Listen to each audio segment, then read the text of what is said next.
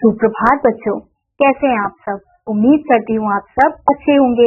तो बच्चों, आज की कक्षा में हम पढ़ने वाले हैं अध्याय नंबर 6, जिसका शीर्षक है शब्द भंडार। किसी स्थान पर किसी बात को किसी शब्द के माध्यम से अधिक प्रभावशाली ढंग से कहा जा सकता है। इस बात का निर्णय करने को शब्दकोश कहा जाता है। इसके लिए व्यक्ति को विभिन्न प्रकार के शब्दों का ज्ञान होना अनिवार्य है।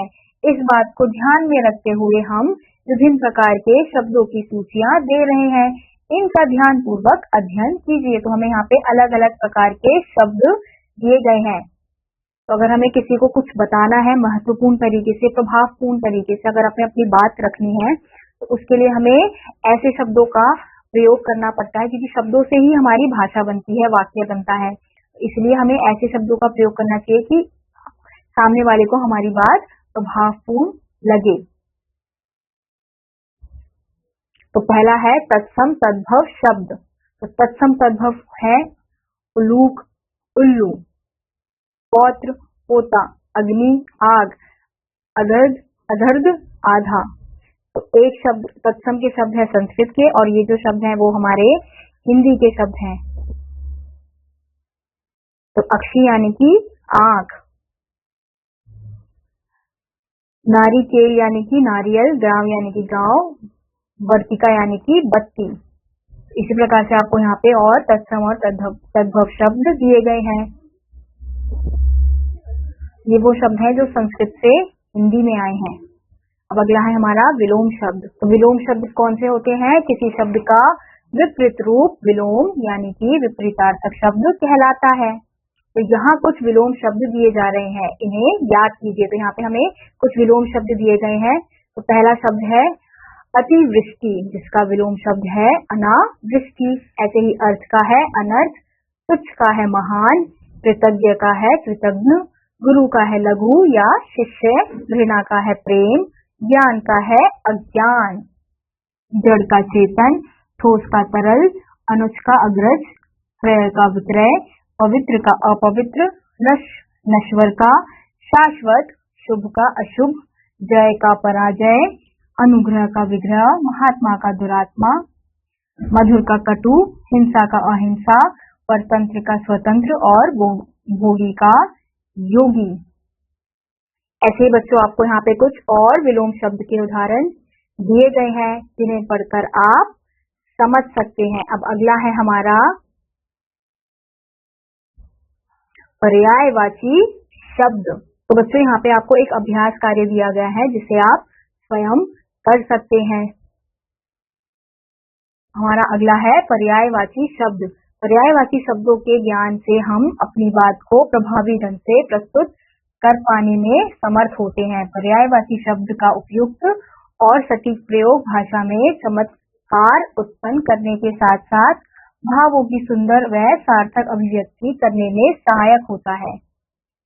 तो किसी शब्द विशेष के लिए प्रयोग किए जाने वाले समानार्थक शब्दों को पर्यायवाची शब्द कहते हैं।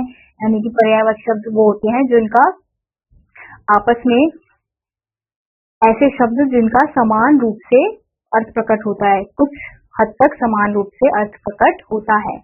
तो नीचे कुछ पर्यायवाची शब्द दिए जा रहे हैं, इन्हें याद कीजिए। तो पहला है राक्षस, जिसका अर्थ है असुर, दैत्य, दानव, जिसके पर्यायवाची शब्द है असुर, दैत्य, दानव, रजनीचर, निशाचर। ऐसे ही विष्णु का है हरि, नारायण, केशव, चतुर्भुज, लक्ष्मीपति। ऐसे ही शरीर का है तन, काया, ध्येय, कलेवर, बदन, तनु, वपु, घात, गज। पत्नी का है भार्या, गृहिणी, अर्धांगिनी और प्रिया। सुंदर का है अभिराम, मनोहर, रमणीय और रम्य। पुत्र का है सुत, आत्मज, तनय, नंदन, बेटा। उपवन का है बाग, बगिया, वाटिका, फुलवारी। सांप का है सर्प, भुजंग, बिस्तर, व्याल और नाग। किनारा का है कूल, तट, तीर, पगार, पुलिन। दुख का है पीड़ा, कष्ट, व्यथा, वेदना, क्लेश, संताप, शोक, संकट, विपदा और विपत्ति। बादल का है जलधर, पयोधर, पयोद, घन, जलद, मेघ, नीरद, अम्बुद और तोयद। इंद्र का है सुरेश, सुरेंद्र, देवेंद्र, देवेश, सुरपति, देवराज। आनंद का है सुख, प्रसन्नता, हर्ष, आह्लाद, खुशी और मुदित। घर का है गृह, गेह, भवन, निकेतन, आलय, आवास, आगार, सदन। चंद्रमा का है शशि, मयंक, सोम, इंदु, शशांक, राकेश, पृथु, सुधांशु, सुधारक, सुधाकर और हिमांशु। पवन का है समीर, अनिल, वायु, वात, मारुत, हवा। पक्षी का है खग, विहग, द्विज, शकुनी, नभचर। पृथ्वी का है भू, भूमि, धरा, क्षिति, वसुधा, वसुंधरा, धरती और रत्न गर्भा। बंदर का है कपि, वानर, मरकट, शाखा, मृग। मनुष्य का है नर, जन, नर, मानव, आदि, मानुष और मनुज। अग्नि का है आग, अनल, ज्वाला, पावक, हुताशन। सूर्य का है रवि, भानु, भास्कर, प्रभाकर, दिनकर, आदित्य, सविता, अर्क, मार्तंड और दिनेश। नेत्र का है आंख, नयन, चक्षु, अखि, लोचन, दृग्य। वृक्ष का है पेड़, विटप, तरु, द्रुम, पादप। हिरण का है हरिण, सारंग, कुरंग, मृग, हिरण। शेर का है सिंह, मृगराज, वनराज, केहरी, शार्दुल, केसरी। पर्वत का है पहाड़, गिरी, शैल, भूधर, अचल और नग। इच्छा का है चाह, अभिलाषा, आकांक्षा और कामना। बच्चों अब है हमारा अनेक शब्दों के लिए एक शब्द। भावों को व्यक्त करने के लिए अनेक शब्दों के स्थान पर एक शब्दों को भी प्रयुक्त किया जा सकता है। इससे भाषा में संक्षिप्त और सुंदरता आ जाती है। नीचे कुछ अनेक वाक्यांश के लिए एक शब्द दिए जा रहे हैं, इन्हें याद कीजिए। तो प्रतिदिन होने वाला दैनिक, मास में एक बार होने वाला मासिक, वर्ष में एक बार होने वाला वार्षिक, तेज बुद्धि वाला कुशाग्र बुद्धि, जिसे गुप्त रखा जाए गोपनीय, हाथ में चक्र धारण करने वाला चक्र पाणी, जो बहुत समय तक ठहरे फिर स्थायी, जन्म से अंधा जन्मांध, बहुत तेज चलने वाला द्रुतगामी, तप करने वाला तपस्वी, मांस खाने वाला आमिष भोजी या मांसाहारी, जिसके धर्म में निष्ठा हो धर्मनिष्ठ, जिसका कोई आधार ना हो निराधार, जिसका कोई आकार ना हो निराकार, जो ईश्वर में विश्वास रखता हो आस्तिक। तो बच्चों यहाँ पे आपको कुछ और अनेक शब्दों के लिए एक शब्द दिए गए हैं, जिन्हें आप पढ़कर समझ सकते हैं। अब अगला है हमारा अनेकार्थक शब्द। जब एक ही शब्द के अनेक अर्थ होते हैं तो उसे अनेकार्थक शब्द कहते हैं, यानी कि वह शब्द जिनके अलग अलग अर्थ प्रकट हो रहे हैं। यहाँ कुछ अनेकार्थक शब्द अर्थ सहित दिए जा रहे हैं, उनके अर्थ याद कीजिए। पहला है गज, हम क्या कहते हैं, हाथी भी कहते हैं, 8 की संख्या को भी कहते हैं, लंबाई की एक माप को भी गज कहा जाता है। घट, घड़ा, हृदय, किनारा, शरीर या कम। चीर, वस्त्र को भी कहते हैं फाड़ना, जब हम कुछ बोलते हैं किसे चीर देंगे उसे भी हम चीर ही कहते हैं। तो अलग।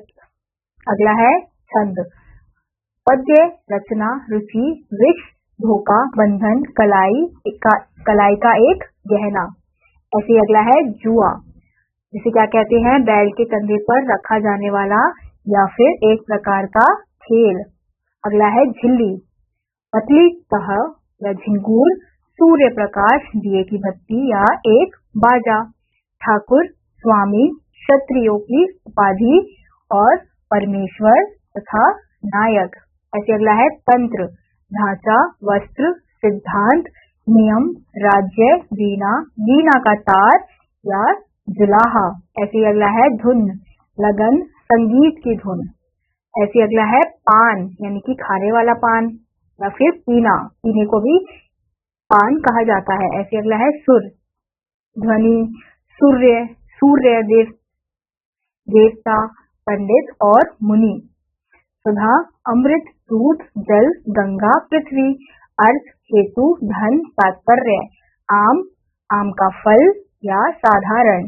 मन, दिल, हृदय, 40 शेर।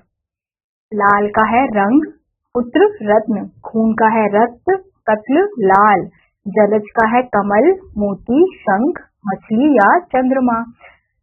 सुवर्ण का है सोना, सुंदर, सुंदर रंग, सुंदर अक्षर। स्नेह का है प्रेम, तेल, चिकना पदार्थ। तो ये थे बच्चों हमारे एक अनेकार्थक शब्द, यानी कि जो एक शब्द है उसके कितने कितने अर्थ प्रकट हो सकते हैं वो। इसी के साथ आज का यह अध्याय यहीं समाप्त होता है। उम्मीद करती हूँ आपको यह अध्याय समझ आया होगा। मैं आपसे मिलूंगी अगली कक्षा में, तब तक के लिए नमस्कार।